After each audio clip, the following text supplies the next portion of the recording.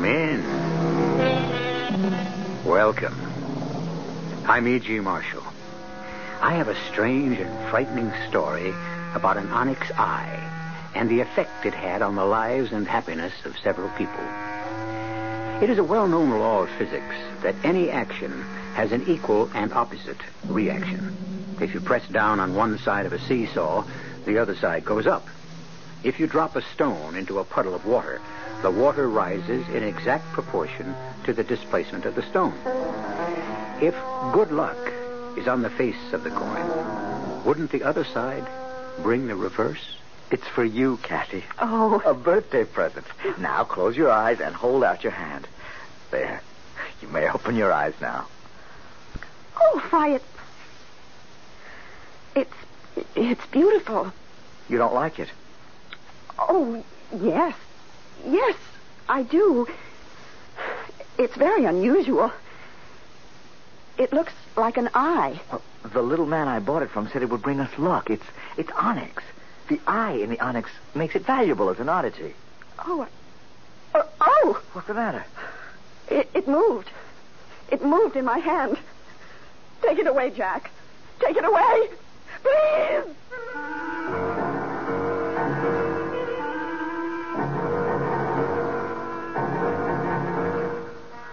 Our mystery drama, The Onyx Eye, was written especially for the Mystery Theater by Sidney Sloan and stars Francis Sternhagen and Michael Wager. It is sponsored in part by Anheuser-Busch Incorporated, Brewers of Budweiser, and Time Magazine. I'll be back shortly with Act One.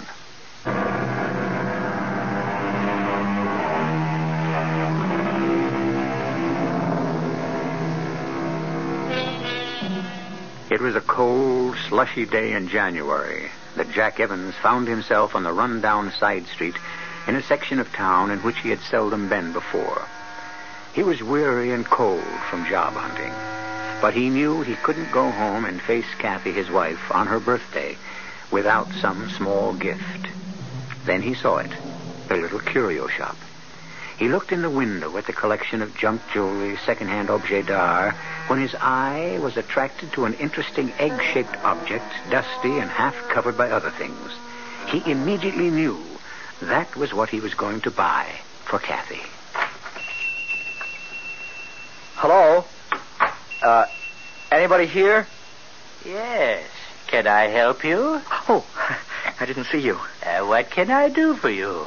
I haven't much time. I was just about to close. At 3:15 in the afternoon? Young man, I am closing the doors and leaving. I will not return. I have been here for over 60 years. Long enough.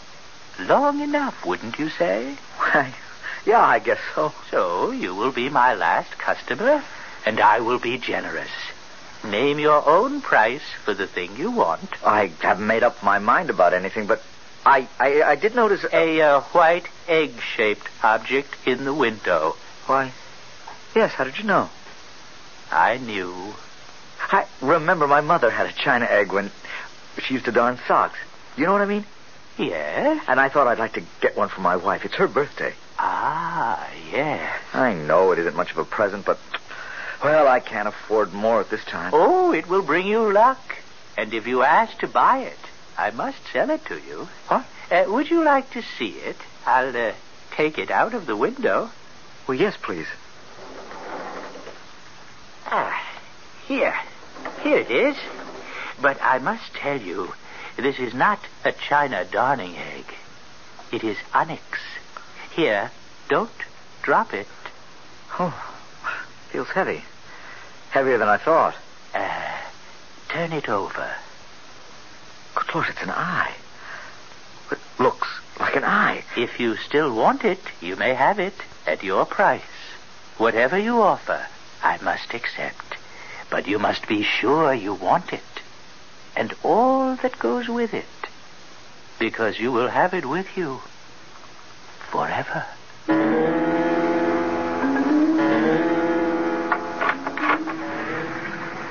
Hello? Is that you, Jack? Home, Kathy. Come on into the kitchen. It's warmer here. Okay, dear, as soon as I get my galoshes off. Oh, It does feel warmer in here. Ooh, the heat's been off all day. I think we've run out of fuel. I've kept the oven on so the house wouldn't freeze. Well, did you call Holder's Fuel and tell them? Oh, a lot of good that would do. We owe them.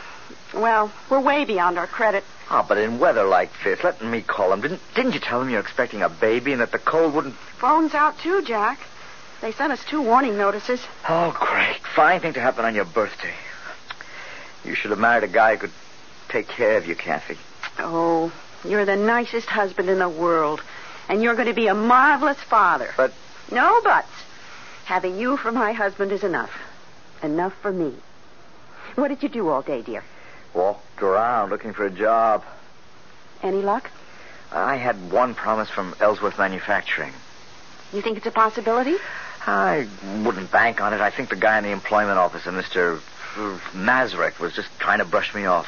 But, look, I don't want to talk about that. I want to celebrate. Now, kiss me before I show you your real surprise. There. Now, close your eyes and hold out your hand. There. Now open your eyes. Oh, why... It's beautiful. You don't like it? Oh, yes. Yes, it's very unusual. It looks like an eye. The little man I brought it from said it would bring us luck. It's onyx. The eye makes it valuable as an oddity. Oh. What's the matter? It moved. It moved in my hand. Oh, Kathy, it didn't move. That's just your imagination. Take it back and get your money. I don't want it here. There's something... I don't know how to say it. There's something about it that I... Look, I'm sorry, Kathy, but it seems so different, so unusual. Yes, different, but not in a pleasant way. It's ugly. Take it back, dear.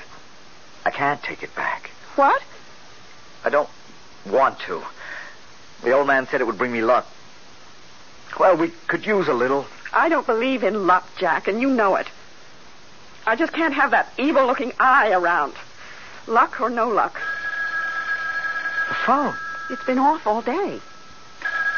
Answer it. Answer it, Jack. Hello? Who? Yes, this is he. Oh, you will? Who is it? It's the fuel company. They're making a delivery in an hour. Yes, we'll be here. I won't have the money to pay you tonight, Mr. Holder. Oh, well... Thanks. They're extending our credit. Mr. Holder said that since we've been a good customer for over 6 years, he'd... Kathy, it's the eye, don't you get it? It's really changed our luck. Oh, Jack, that's childish. Well, how about the phone coming on after they'd cut us off for not paying our bill? I still don't believe that thing had anything to do with it. There's the phone again. Get it, Kathy. Hello? What? Yes, he's here. Who? Yes, I'll get him. Jack, it's Ellsworth Manufacturing calling. Mr. Mazurek.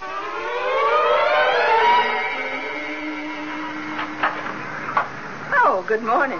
Can I help you? Oh, Mr. Evans. Well, we ain't seen you in the store for quite a while. Yes, I want to pay my bill. Oh, sure. Is that all? Now, just a minute. I'll get out the credit book. Sorry to have let it run so long. The bill, I mean. Oh, don't give it another thought. You see, I was out of work. Yeah, so you stayed away. Now, that was foolish. Now, Harry and me, well, we sized you up as an honest man. Right away, we knew you was okay. The first time you and your wife came in the store. Hey, how's she doing? She have the baby yet? A couple of months more. Oh, the last couple of months seem mighty long. Take it from me. Nah, that's the bill. Let's see. Evans, Evie. Here it is, yeah. $16.85.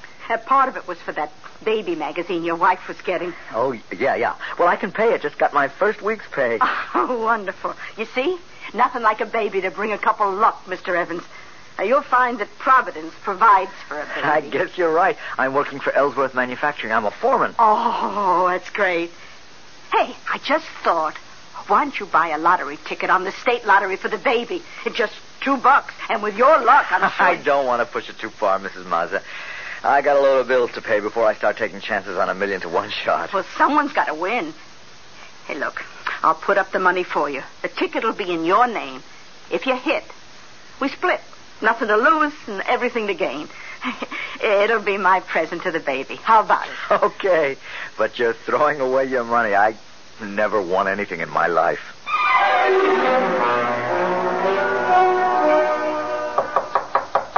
Come in. Mr. Ellsworth? Yes? They told me in the plant that you wanted to see me in your office. Your secretary told me to go right in. Yes. You are Mr. Evans. Jack Evans. Oh, yes. I have your name right in front of me on my pad here. Pardon me while I read this memo from your supervisor. I would like to say something, if I may. Yes? I need this job very much. I know I'm new at it, and I've probably made many mistakes. My good man, you're getting yourself needlessly upset. You're in no danger of losing your job. I'm not? Oh, I thought I was coming to see you to get fired. You are here to see me because of a memo from your supervisor, who praises your hard work and dedication. You see, there's a new opening in supervision on the executive level. A big step up from the plant job you hold now. And we think you can handle it. What do you say?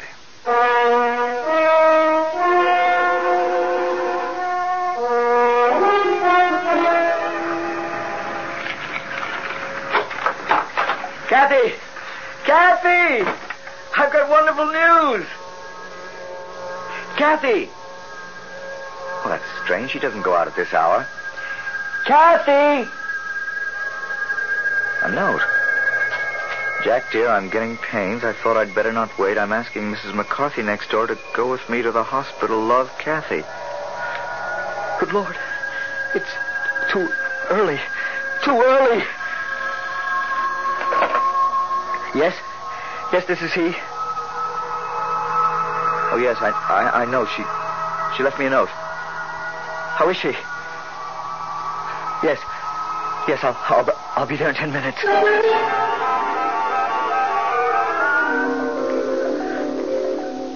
Jack. Oh, Jack, I wanted you near me. I was frightened. I came as soon as I could, dear. Have I had the baby yet? Yes. Yes. Yes, the baby. You've had the baby. It's all over. Is it a boy, Jack? I wanted a little boy. I know you wanted a girl, but we'll have the boy first. And yes. Then... But you're tired now, dear. We'll talk later. You must rest. No, I'm not tired. I want to talk about it with you. I want to see it. When can I see the baby? Kathy, please, try to get some rest. Jack, you're acting so strange. Is something wrong? Darling. The baby. It's dead, isn't it? Oh, Kathy, that I should have to tell you. Oh, my darling. Was it a boy? A beautiful little boy, the doctor said. Well, Why? Why did he have to die? I have no answer, dear. The doctor said everything was going fine, even though the baby was premature. He didn't feel there was any danger. Then suddenly the little heart stopped beating. They did everything they could. It was God's will. No, it was that evil thing. That ugly, frightening thing. That eye. Kathy. Get rid of it. Throw it away. I've felt its evil presence ever since you brought it home. Oh, darling, if that eye disturbs you, I'll get rid of it. Before I get home, Jack, promise me you'll sell it or give it away. And if you can't, then destroy it. Yes, Kathy, I'll do whatever you say.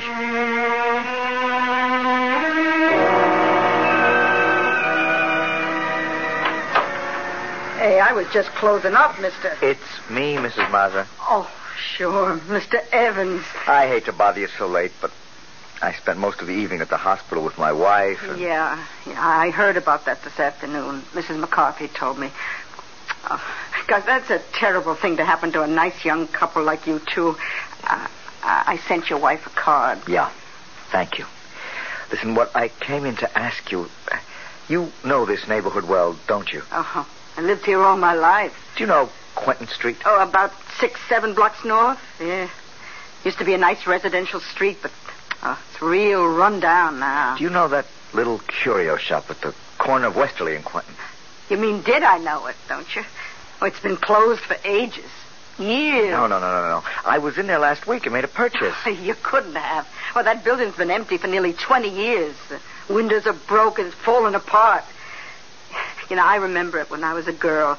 There was an old man. A small old man? Yeah, we were scared of him when I was a kid. But I bought something from him. A present for my wife on her birthday. It was just a few weeks ago. Oh, but you couldn't have.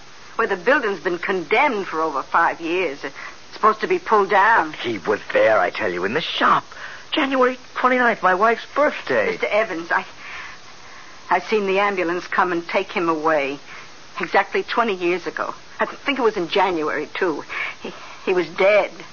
If you seen him, you saw a ghost.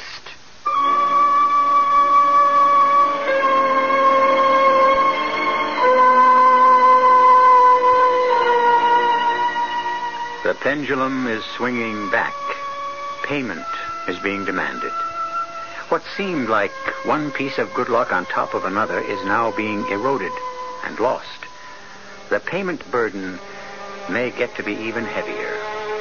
More than Jack and Kathy Evans can bear. I'll be back shortly with Act 2.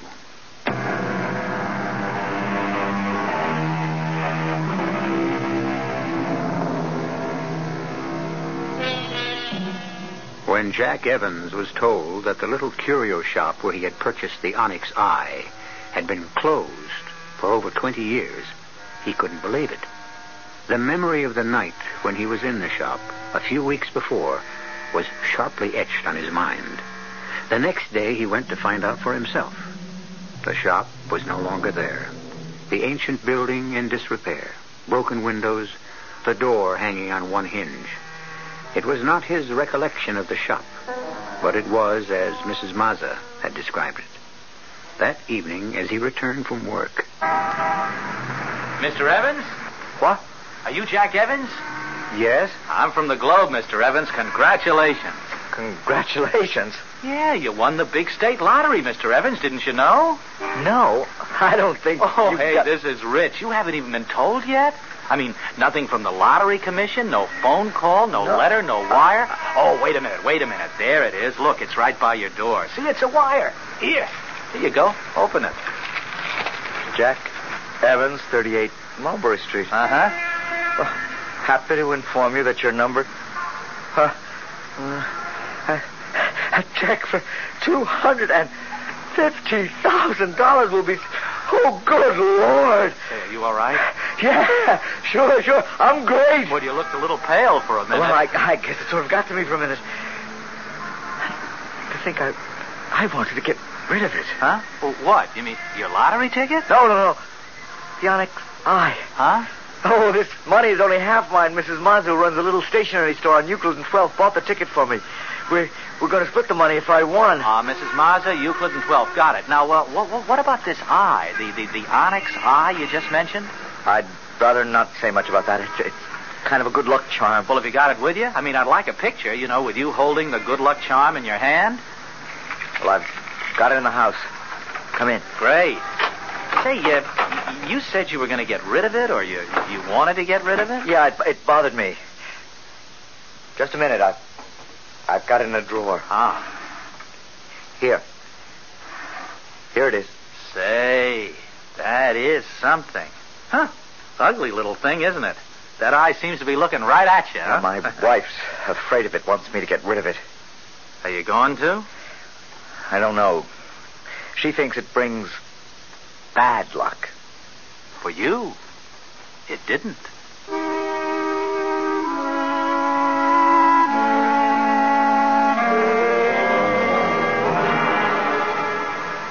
Here we are. Dear, we're home. Yes, Jack, we're home. Up the steps. Yeah. Take it easy. Mm-hmm. Hello. Welcome home. Oh, Mrs. Mazza. Mrs. Mazza volunteered to come over and get the house in order for your homecoming. Oh, that was kind of you, Mrs. Mazza. Oh, nonsense.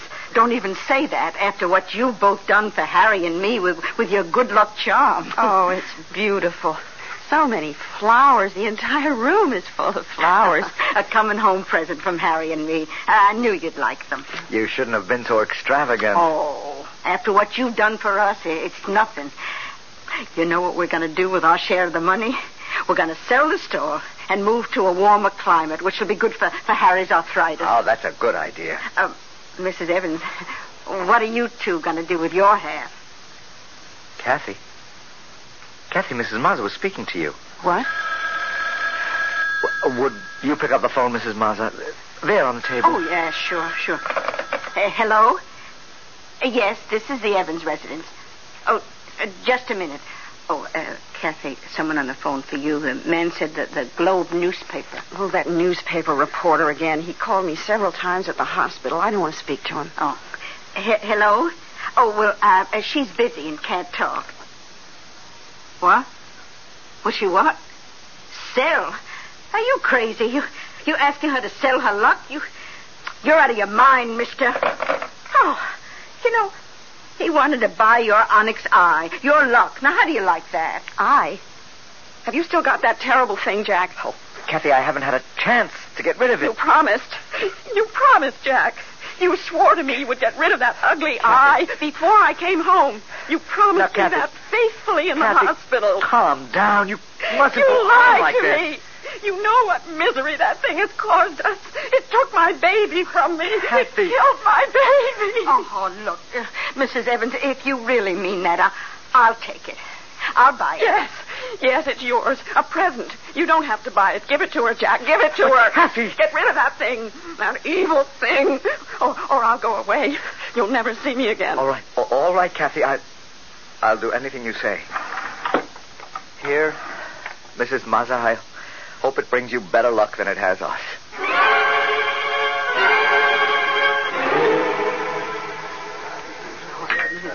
Well, Jack, like my choice of restaurants?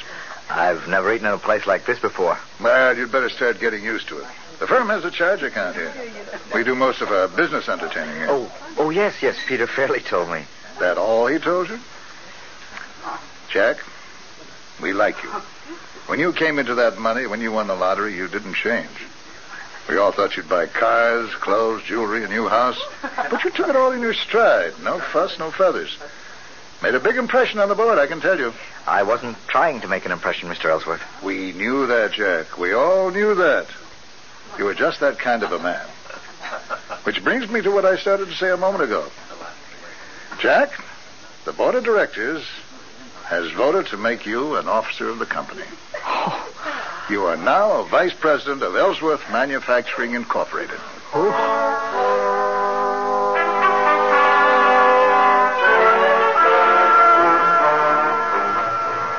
Oh, you deserve the job, Jack. But it is so incredible. They hardly know you, and they give you this big position. Kathy, I couldn't believe this was all happening to me. It all happened so fast. Oh, I'm so happy for you, darling. And you know, it was really you, your ability, your personality that put you where you are. It wasn't some stupid good luck charm, some magical eye. Oh, I'm so relieved since that thing is out of the house. I'm sleeping better. Feeling better? Oh, that reminds me. I went to the doctor today. He did some tests and a complete examination. What did he say about having another baby? He seemed very optimistic. He said he'd get back to me as soon as he had all the results from the test. Good. I'll get it, Kathy. Hello? Oh, hello, Mr. Evans? Yes. Oh, Mrs. Mazza? I'm sorry to bother you and your missus so late at night. Oh, it's not so late. We haven't gone to bed yet. Oh, that's good. Look, I'm a little worried. I had to talk to you. Could I come over? Well, it is right. Well, couldn't it wait until tomorrow, Mrs. Mazza? I'm so upset. I wouldn't sleep a wink if I waited till tomorrow. Well, hold the phone for a second. It's Mrs. Mazza. She seems upset, wants to come over. Well, let her come. She won't stay very long. Mrs. Mazza? Yes? Come over, but please, remember, Kathy's not fully recovered. Oh, it'll take me just a few minutes. Thank you. I'll be there in 5 minutes.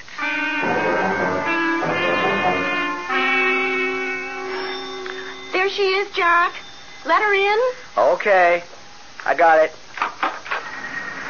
Come in, Mrs. Mazza. Oh, I'm sorry to bother you. No bother for a friend. Come in. Thank you. Hello, Mrs. Mazza. Sit down, won't you? No, I'm only going to stay a minute. I just had to tell you. It's gone. What? The eye. The onyx eye. Gone? No. No. Now, Kathy, get hold of yourself. Mrs. Mazza, I think... It's gone, I tell you. Now, I wrapped it in an old piece of chamois in my drawer in the bedroom dresser. Tonight I went to look at it. It was gone, and the chamois was still there. Stolen? Well, what else could it be? What else? It could have come back here. Did you stop to think of that? It could have returned to us. Returned to destroy us. Kathy, that's superstitious nonsense, and you know it. Mrs. Mazza, my guess is that it's stolen. Someone must have known that we'd given it to you. Oh, yeah. I suppose you're right. Oh, what a pity. Harry said that just having it in the house made him feel good. Oh, well, I'm sorry to have bothered you. I'll go now. Want me to walk you home, Mrs. Mazza? It is late. Oh, no, I'm okay. I know the neighborhood. And good night. Good night.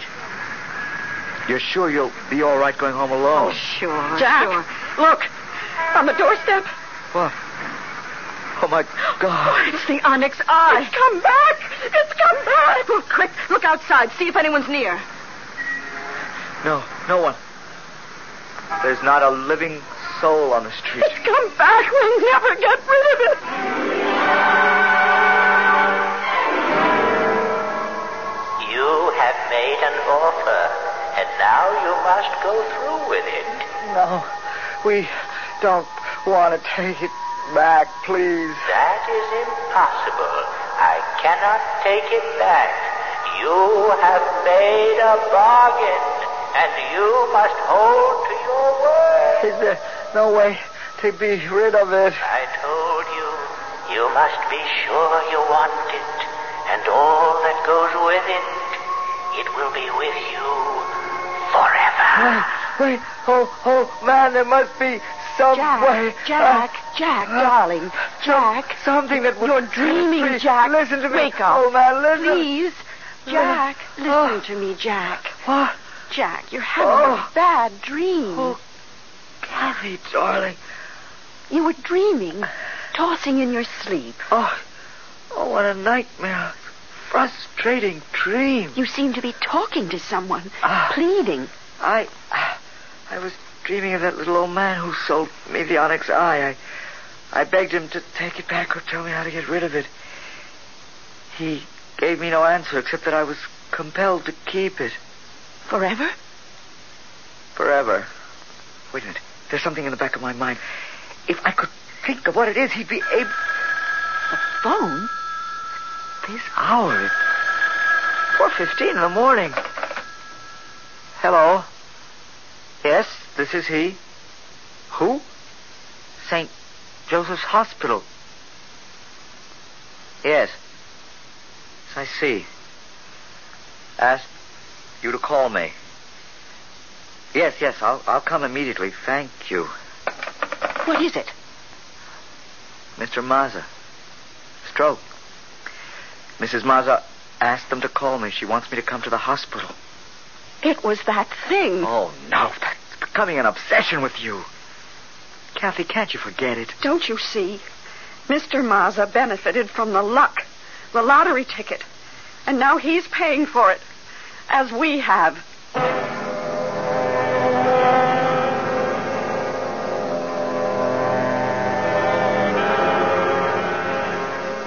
Like some evil thing, the power from the onyx eye reaches out to crush all who have benefited from its luck. Its influence keeps spreading like a pool of slimy, polluted water, defiling everything it touches.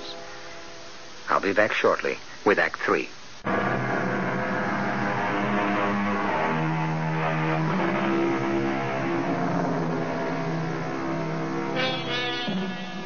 Jack went to the hospital that night and sat waiting with the wife of the stricken man through a long gray dawn. Finally, the doctor came with the news that Mr. Mazza had died. His last words before the end were, strangely enough, the eye, the lucky eye, how wonderful to have it. At the cemetery several days later, Mrs. Mazza was heard to repeat almost the identical sentiment. Our Father, which art in heaven, He was so happy the last few days of his life. Happier than I've seen him in years. Mrs. Mazza, I'm sorry. I'm sorry that we involved you and your husband in our... I don't know how to say it. We feel responsible. Oh, no. No, you got it all wrong. I told you he was happy. You brought us luck. Bad luck. No, it was good. Even if it was only for a few days, a few hours. It was like a dream come true. But, Mrs. Mazza, what will you do now? Oh, what does it matter? I'm not sad. I'll manage. I'm happy to know that Harry got something good, that made him feel good before he passed away. No, you're wrong.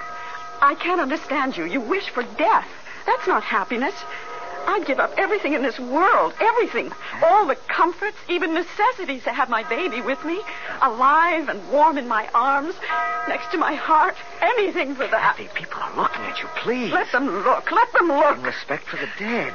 I have no respect for the dead, for this stupid ceremony of death, for the soothing words that close your mind and drug you into acceptance. Kathy, please, they're lowering the coffin. Are they?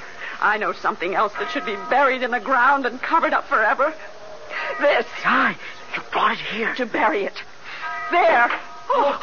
You threw it in the grave. You threw it away. Yes, I'm burying it. Burying it forever.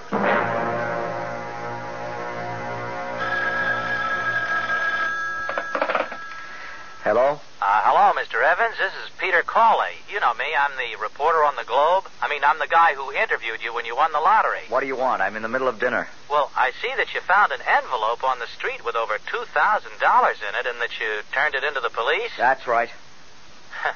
Well, you don't seem very excited about it. $2,000 seems like a lot of money to me. It's not my money. Yeah, but if the owner doesn't come forth and identify it, it is going to be yours, right? Really, Mr. That's right, isn't it? Is this why you called me to find that out? No. I called you because I see a continuation of the good luck story I did on you when you won the lottery. Sorry to disappoint you. I no longer have the eye. Oh, come on, Mr. Evans. Don't give me that. I haven't got it. That's the truth. It's gone. Buried. You mean, you hid it someplace to keep from losing it? I mean, we buried it to get rid of it. To lose it forever. Jack, your dinner is getting cold. Coming right in.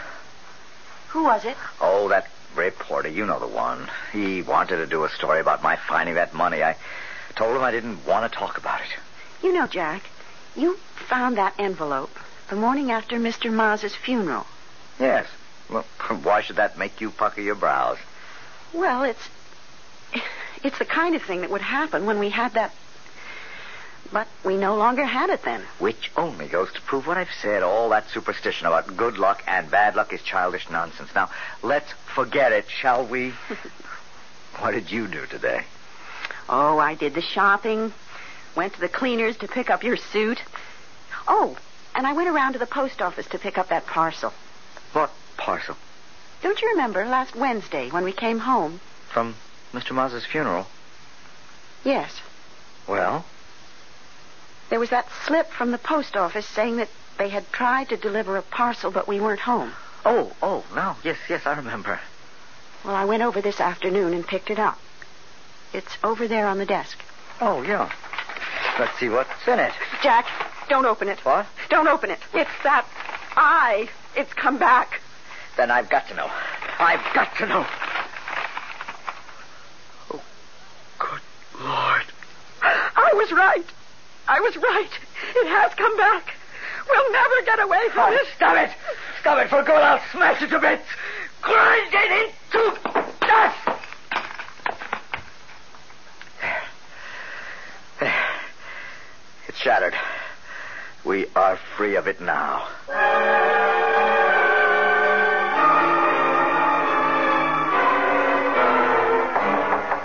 Come in.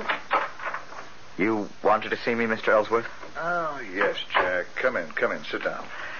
Thank you. Jack, I see you've been having a little trouble.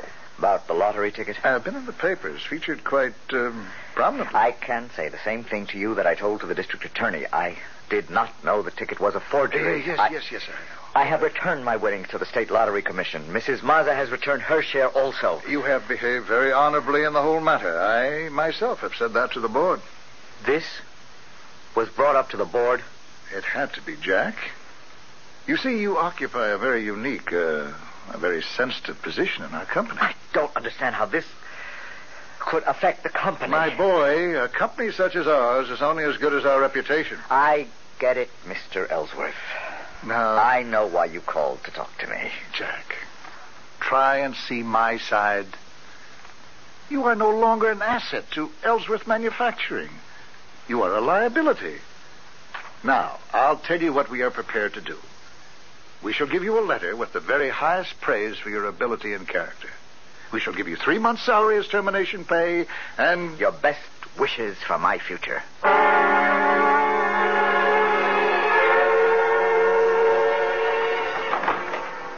Is that you, Jack? Yes, Kathy. I got something to tell you, Jack. Yes? It's not good. I'm prepared for anything. What is it? There's no chance, Jack. We can't have another child.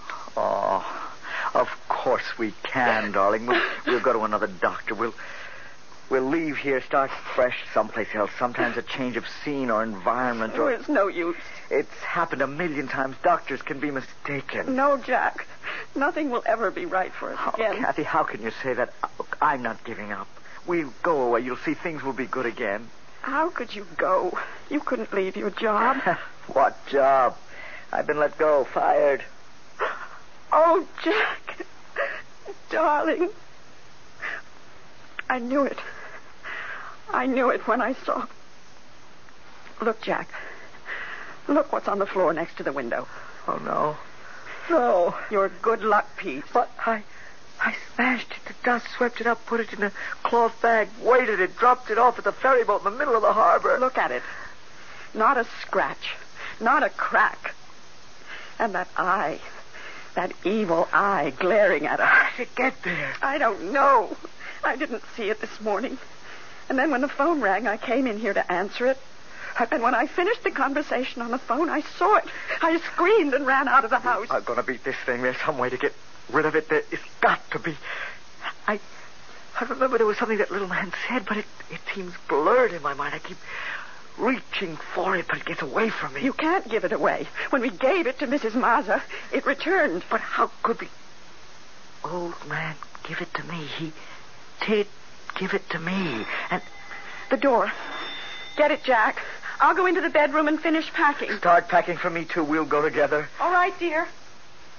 Not that I expect will do us much good to run. Hi, Mr. Evans.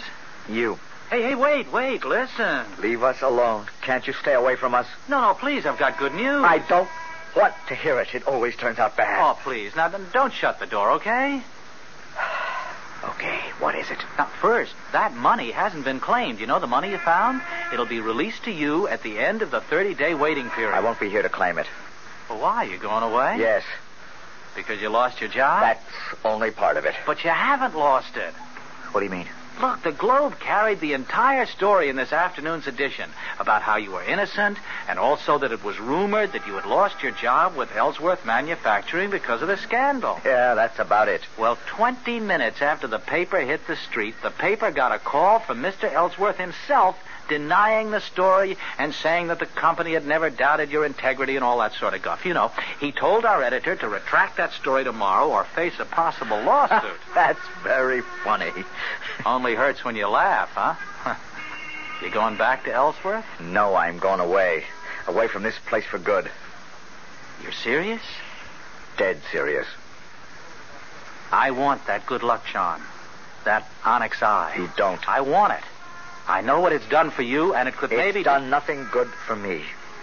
We've had nothing but grief and humiliation from it. I want it, and I'll give you $5,000. All I have. I want it. If you offer to purchase, I must accept. That's it. That's what he said to me. Then you'll let me have it? Look, I must warn you, it will bring you nothing, and its gifts are empty.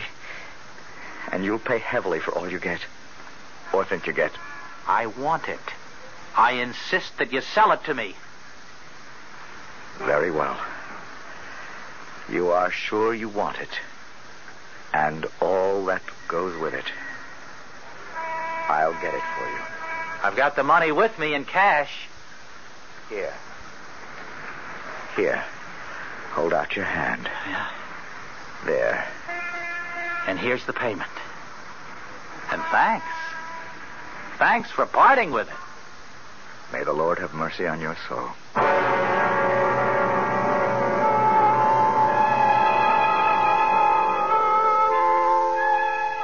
And now the Onyx Eye is in the possession of a new owner, a new master. Despite the warning Jack Evans gave him that he would pay for every piece of good luck, pay perhaps with his blood or the happiness of those near him, the new owner steps out into the world clutching the evil talisman in his hand, with his heart full of hope. I'll be back in a moment.